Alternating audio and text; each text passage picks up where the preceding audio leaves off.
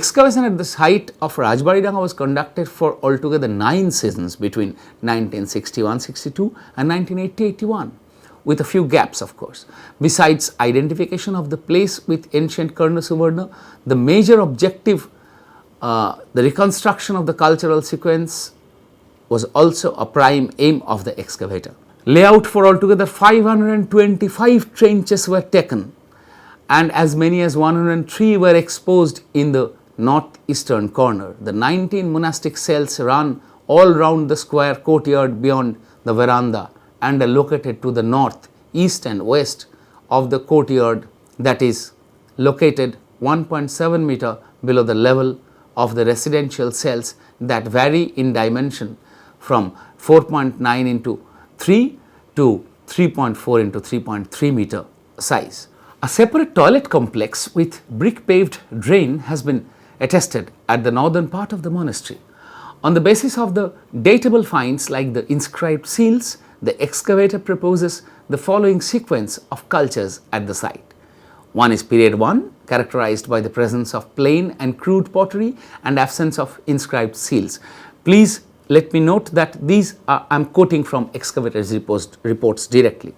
This period has been dated between the 2nd and the 5th centuries. Period 2. This culture period, distinguished by inscribed seals and other antiquities, has been taken as the period of prosperity at the site and has been dated between the 5th and the 10th-11th century.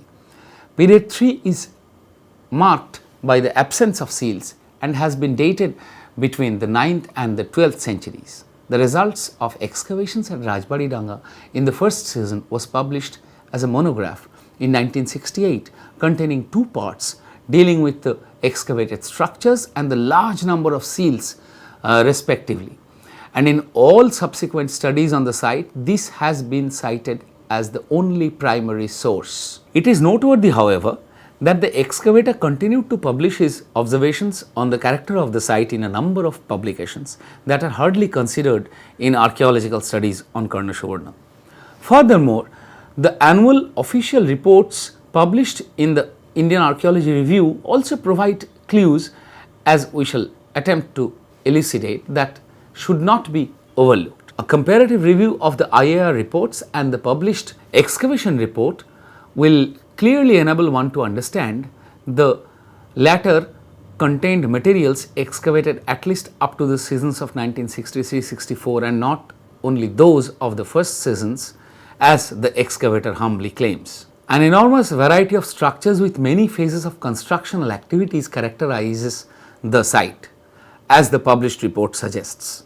The excavation revealed prolific building activities at the site. Structural remains having uniform patterns and sequences were uncovered in all trenches. There are, however, certain differences in constructions. The earlier structures were distinguished by the use of well-burnt and large-sized bricks and simple clay and mortar, but the uppermost structures disclose the use of bricks of lesser sizes, including some hunted bricks from the earlier structures, and the mortar comprised clay with cow dung. Altogether, 4 C14 dates are available from Rajbaridanga. These are of 240 CE, then another sample dating to about 410 CE, one sample dated to 750 CE. Thus, we have a number of C14 dates here.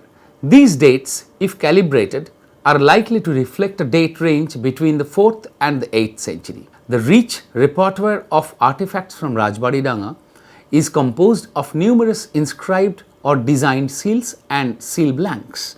Besides the well-known seals carrying the name of the vihara, a number of specimens bearing personal names, Buddhist formula or Buddhist mantra, and a specimen bearing an inscription in Roman script and one containing an inscription in Pallava character are of special significance. Among the most significant artifacts discovered during the excavations, mention should be specifically made of the 6 stucco heads dated in the 6th-7th centuries. A metal figure representing the Buddhist Dharma Chakra, a miniature bronze head and an image of Ganesha comprise the metal craftsmanship of the site at the pre-Pala period. A large number of terracotta and semi-precious beads and iron objects and some fragmentary human skeletal remains are also noteworthy. The summary results of the excavation at the site by the excavator published after the initial phase of excavation remains the index in understanding the nature of settlement at the site in the early medieval periods. What does the excavator say? Number 1, that the site of Rajbari Danga appears to have been in successive occupation from about 2nd, 3rd to 12th, 13th century CE.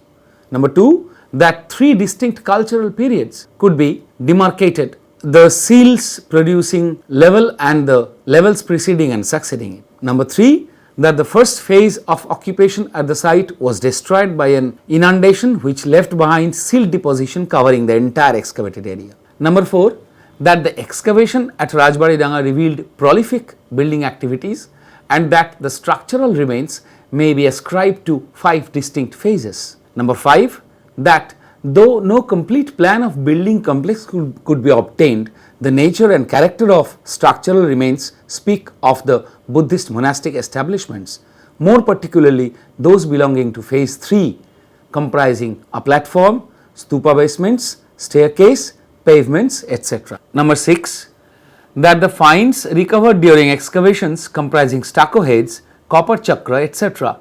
attest the existence of the Buddhist establishments. Number 7, that seals and ceilings discussed in the report firmly establish the presence of the Buddhist monastery buildings and shrines. Number 8, that on the basis of the contents of the seals and ceilings ascribed to culture period 2 and correlated with phase 3 structures, the exposed Buddhist monastic establishments are to be identified with the illustrious Rakta Mrittika Mahavihara or Rakta Mrittika Sangharama described by Xuanzang in the 7th century. Number 9, that on the testimony of Xuanzang's accounts, it has now become possible to fix the hitherto undetermined present geographical location of Karna Suvarna on the strength of seal inscriptions and other records. It may be affirmed that the famous capital city of Karna Suvarna stood in the neighborhood of the excavated site of Rajbari Danga as the seals show. Thus, on circumstantial evidence, the present location of Karna Suvarna stands confirmed. This was the excavator's statement. So, we have the earliest record of Buddhist monastery dating to the 7th century, although starting from as early as the 2nd century from this site of Rajbari Danga, which has to be identified with the monastery called Rakta Mrittika Mahavihara mentioned by Xuanzang.